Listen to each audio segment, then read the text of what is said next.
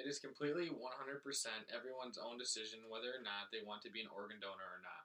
However, if you choose not to be an organ donor, maybe this will help you open your eyes to the other side of the argument, because the positives of being an organ donor very, very greatly outweigh the negatives. There are not enough organ donors in the world to keep up with the amount of people that need organs. By choosing to be an organ donor, one person can save up to 8 lives, and that same person can improve up to 50 separate individual lives. And the great thing is that there are hardly any downside at all to being an organ donor. According to Atlantic's online article in 2014, 45% of adults living in the US are organ donors. Even though this is almost half of all Americans, 21 people still die every single day while waiting for an organ transplant. Some parts of the US have very high organ donor rates, and some places have the exact opposite. In Alaska, for example, 80% of all people are registered organ donors, and in New York, it is only 12.7%. If awareness of these numbers alone spread, I believe that the other 55% of people living in America who are not organ donors currently would reconsider their decision. Many different organs can be donated, however, not all organs are life-saving. Some organs just improve the quality of life for others. On Second Chance's online website, it states that the organs that can save other people's lives are the heart, kidneys, intestines, the liver, the lungs, and the pancreas. When one of these organs is donated, the donor is usually already dead. However, some of these organs can be donated while still living. For example, one of your kidneys can be donated while you are still living with hardly any side effects at all.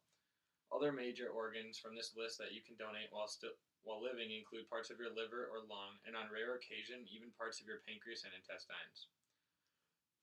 Organ donating isn't just donating major organs to save lives. According to LifePoint Incorporated's online article in 2007, you can also donate things like bones, cartilage, eyes, heart valves, ligaments, skin, tendons, and even veins. Even though these organs aren't going to save a person's life, they can greatly improve the quality of life of the recipient.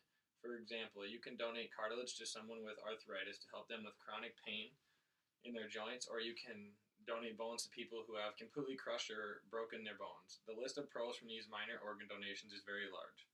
Obviously, there are endless possibilities to what you can do with your organs after you die, or even while you are still alive. The positives just keep going on and on. Though there are a lot of positives with organ donating, there are still a couple of cons that should be mentioned. Some of them affect you physically, and some of them are only existent based on your culture, religion, and beliefs. One actual negative for an organ donor that is still alive is that there might be a few side effects after the donation process. For example, as stated in the American Transplant Foundation's online article in 2016, after donating a kidney, you may have long-term side effects such as high blood pressure, high amounts of protein in the urine, or hernias. This con is obviously only for living donors. Because in most organ donations, the donor is already dead, there is actually only a true con if you believe there is because of your religion or culture. According to Love to Know's online website, some religions, such as the Gypsies religion, believe that your soul remains within your body for 1 year after death, and if you mess with the body after death, the soul will be trapped. The way I look at it, you don't have any use for your organs anymore because you are dead, and you are more than likely going to be buried or cremated. And the organs will just go to waste, and people will die because of that. So why not donate them? These are the only downsides to organ donating, and there is even arguably no downside at all to organ donating if you are already dead. Now, having heard that there are not enough organ donors in the US, knowing all the positives to being an organ donor, and finally knowing that there is no real downside to being a donor at all, your decision to become an organ donor should be very obvious. You could help save many lives and improve so many more by just becoming a donor. What are you going to use them for after you die anyways?